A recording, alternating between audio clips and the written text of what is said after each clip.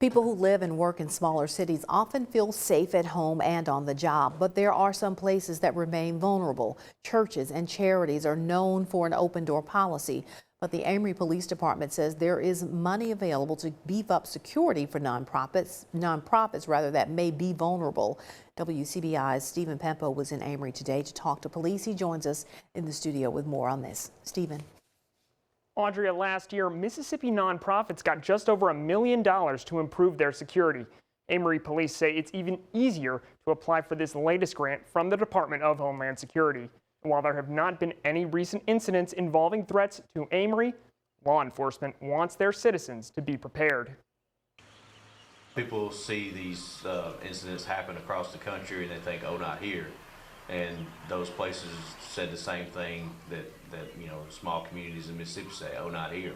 Just like your first school shooting at Pearl, Mississippi. It's those types of threats that Amory police want local churches and nonprofits ready to prevent. It's also why Amory PD Lieutenant Andy Long is getting the word out about Homeland Security's latest grant opportunity to enhance safety measures for certain Mississippi organizations. Any of the mass shootings or church shootings, they're more frequent because this is not just for international terrorism, but your local terrorism as well. The nonprofit safety grant is meant for places of worship as well as for any 5013C nonprofit. The money would go towards physical security improvements. Beef up the doors, the security, the fencing, any type of walls. They're allowed to apply for up to $150,000 per organization. Amory has at least 10 to 15 churches and other nonprofits in the city alone. A new addition to this year's grant is the ability to spend it on internal communication devices and alert systems. Notification push-out system of your church of this incident's going on.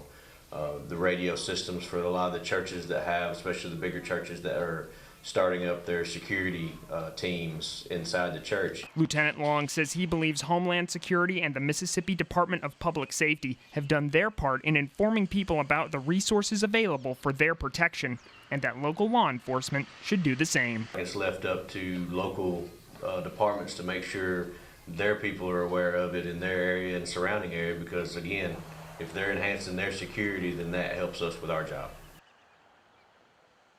Lieutenant Long says Mississippi nonprofits have until April 16th to apply for the grant money. For information on the application or to see if your organization qualifies, you can go to our website, WCBI.com.